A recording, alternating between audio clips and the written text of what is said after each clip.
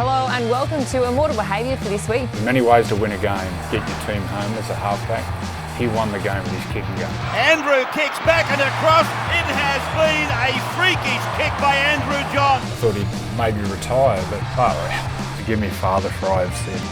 Maybe God has come to Marathon. Well, welcome to Immortal Behaviour for another year, Joey. Good to see you. Look, clean, healthy, Vegas. Where's Gal? Gal needs a cuddle. It's JT with his shirt. You should see the we're going to be airing it on the Sunday Footy Show on Sunday. We took JT to a rehearsal for Magic Mike. Yeah, I saw it. It was already seen it. He looks fit. Hilarious. It was hilarious. I got him a He looks. When he's dancing, he looks awfully stiff. Stiff as. And that's even after a vodka Red Bull. I got him one as we walked in. He needed a little. So you're clean, you're fresh, you're rejuvenised. Yeah. When was your last beer? 10 hours ago. No. My loyal viewers and listeners, I've been behaving. Yes. Well, we've got a big season ahead, 2024, and we've technically got started, but so much to look forward to. So I want to have a look at the season ahead. What do you want to see more of in NRL for 2024? I want to see what I saw in Vegas from the referees. Totally stayed out of the game. Totally stayed out. All out attack, like we saw with the Manly South game. Jeez, it was entertaining. But I love the way the referees officiated both games. They just totally stayed out, and the best teams won. Yeah. What do you want to see less of? Penalties. Yeah. From the referees. Don't impose yourself on, and obviously the wrestle. I hate the wrestling. It stops all the attack. Less bunker. Not much bunker over there. There wasn't. There was. I think there was in the Broncos Roosters game. I think there may have been one or two. I thought the Roosters' tackling technique changed. There was a lot more old school sort of whacking, in particular from Victor, where normally we see that catching and they hold them up and all that wrestle stuff. I just thought the Roosters changed their tackling style. It's good to see. Footy was great. So good. Yeah, it was so exciting. All right, which teams made the 8 last year that you're predicting this year will miss out? Well, the obvious one is the Raiders. They've lost Jack Whiten. Probably get a good indication tonight. I thought they were pretty strong in the trials, actually, but they're probably the one you earmark the most. And maybe a Shark. But they're so consistent, the Sharks, they'll probably be there. The obvious one's probably the Raiders under pressure. What about some of the coaches as well? If South Sydney and the Eels, if they miss out on the finals, do you think that their coaches, Jason Demetriou and Brad Arthur, are under pressure? Yes. Especially with Wayne Bennett finishing up with the Dolphins. Wayne hasn't got any hobbies, doesn't surf, or does surf. Does he? No. I was going to say. Doesn't play golf, so Wayne he'll just coach till whenever. So, that's hanging over some clubs. But, both those coaches probably under a bit of pressure. Brad Arthur and Jason Demetriou. Feel sorry for the coaches. Out of those two coaches, who would you rather be? Brad Arthur. Is that because of the South lineup? A popular club, and it just seems like there's always some sort of, I wouldn't say drama, but chit-chat about stuff going on in the club, and their fans are so passionate. So I'd say Jason Demetriou, especially the way it finished last year when they were coming second at one stage, and then they finished the year off. Yeah, and also their line, you have a look at their team as well. They've got, stars left, right and centre. So my heart goes out to Jason. It just, to all coaches, must be just a bludger of a job. All right, are the Broncos still the biggest threat to Penrith? Yes. Who's second to? I think the Roosters. Yeah. Geez, they look fit, strong. And then on the weekend, there was still no Dominic Young, still no Jared Warrior-Hargreaves. So they're going to be hard to beat. All right, the Knights, excited about seeing them in action this year. Gus said on his podcast last week that if Ponga catches fire, the Knights are an outside chance of winning the Premiership this season. Well, they'll catch fire. The only thing you've got to worry about Kalen if he stays injury-free. If by all the reports, the way he came back to off-season training, he came back better, fitter and stronger than when he finished the competition.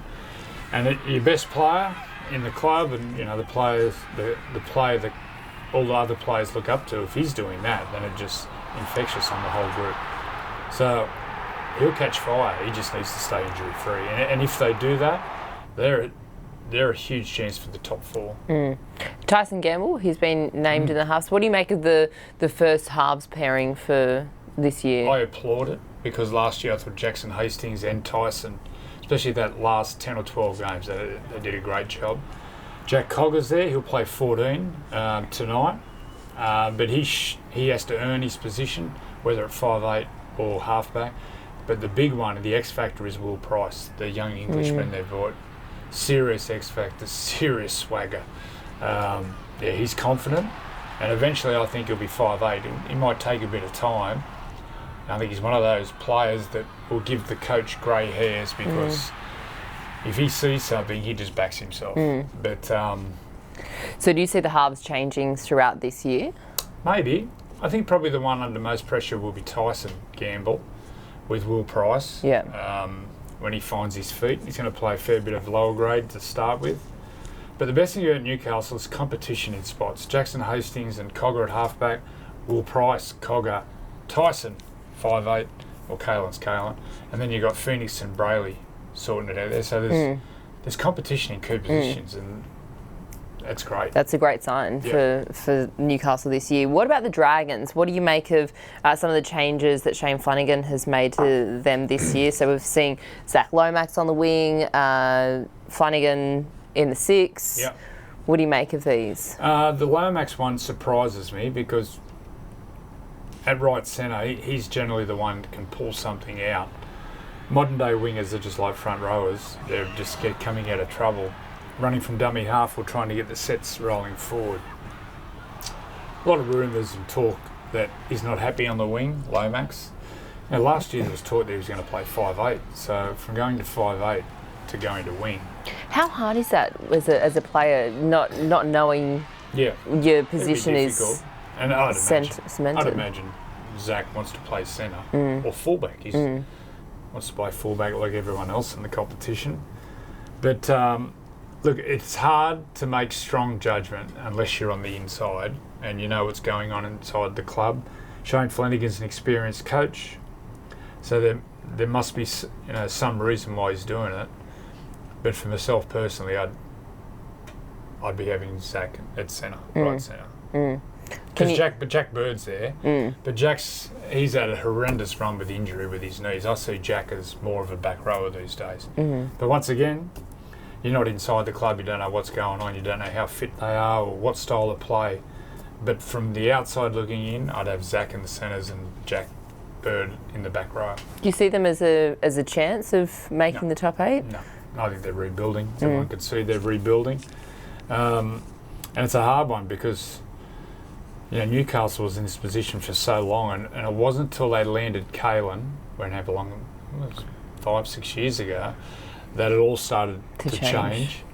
But to get that world-class player, they're going to have to play overs, and it's just, they got to build from within. They got that strong junior nursery down there on the south coast, so good luck to them. We need them strong. Now, this one is the question that I really am looking forward to getting your opinion on. Luke Brooks at Manly. What did you make of his first game? How different was it? Did you notice a lot of change? Well, he didn't have the burden of steering the team around. He didn't have the burden, even psychologically, putting on the number 7 to putting on the number 6 is huge difference.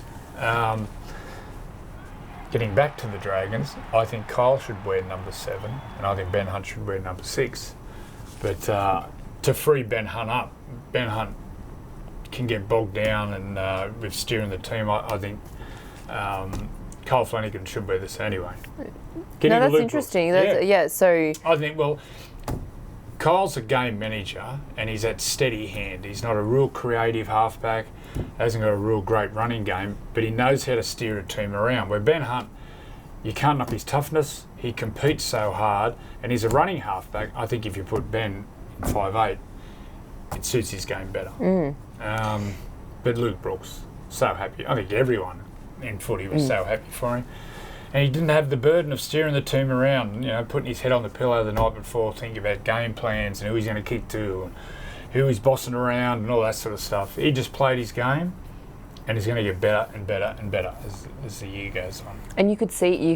I was with Manly for the whole week leading up, and you could see you physically could see that it wasn't as.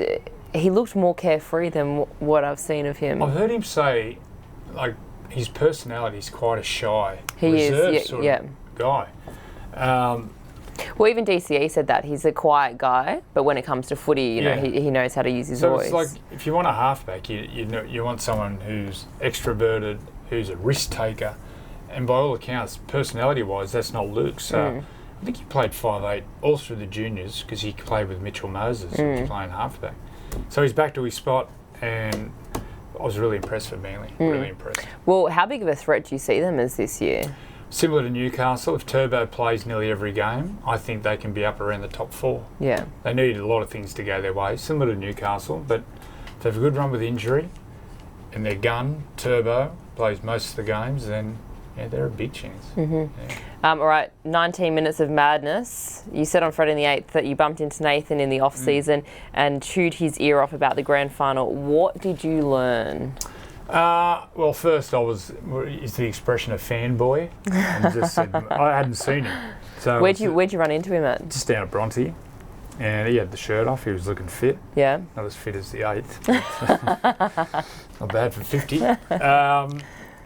I just said, mate, I just got to say, I was commentating, but I sat back that last 19 minutes and watched as a fan who loves the game and loves the halfback position, and I just said it was so good to see. It's something that I'll remember for the rest of my life. It was just, I couldn't believe it. I feel like, and you still feel that when everyone, at the start of this season, everyone still is talking about, we were over there in Las Vegas with a lot of Broncos fans, and they were talking about it. But even they had to say, they're like, you got to hand it. It's actually unbelievable. Penrith were gone.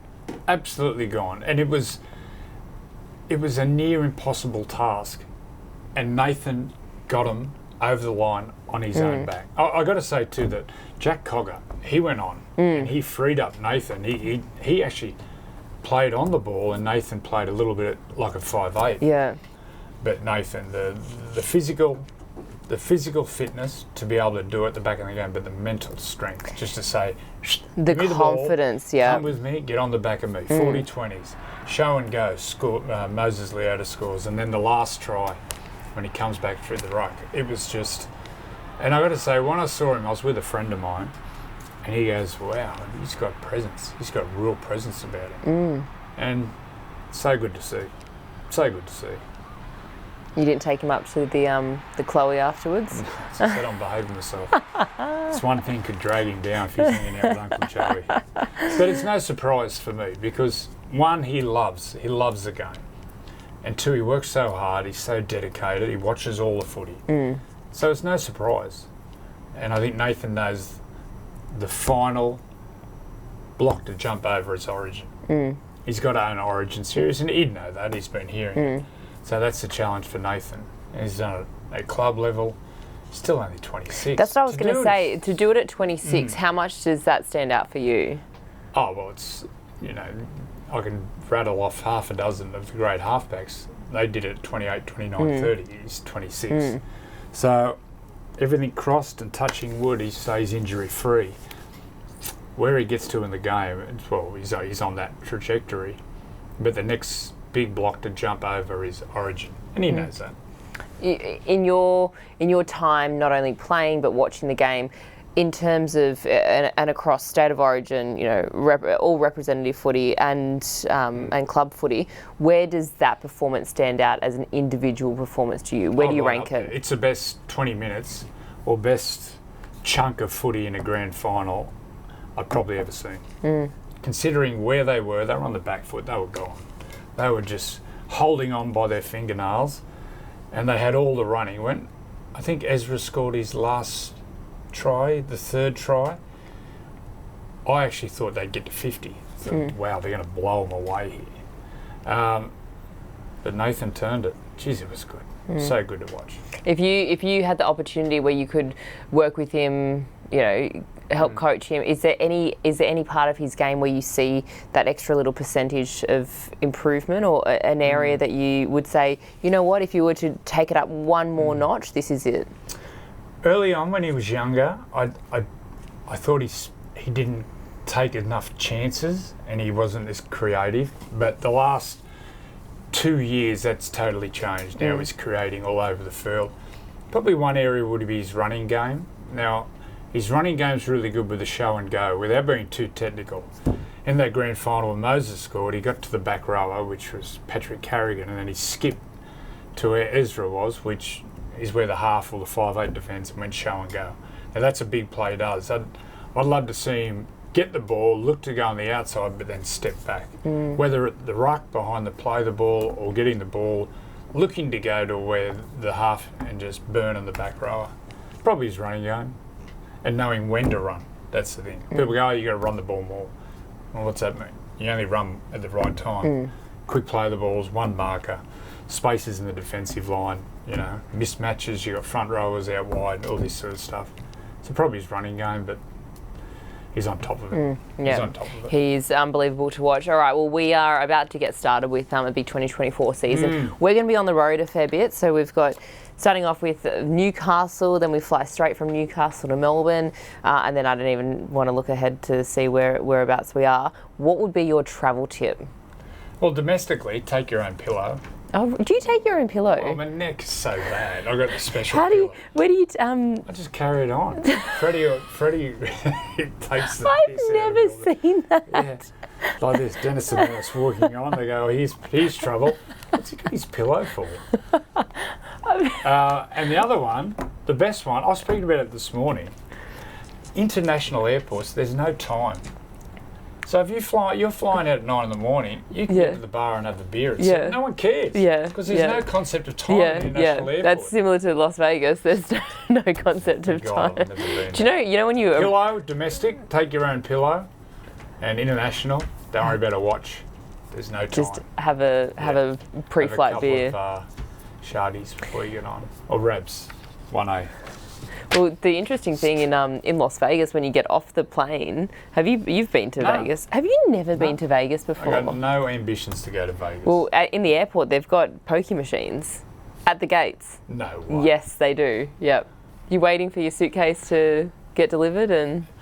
Oh, how would the do-gooders do that if it was here in Australia? Can you imagine jumping up and down about it? I don't think the do-gooders are going to Las Vegas. Was it loose over there?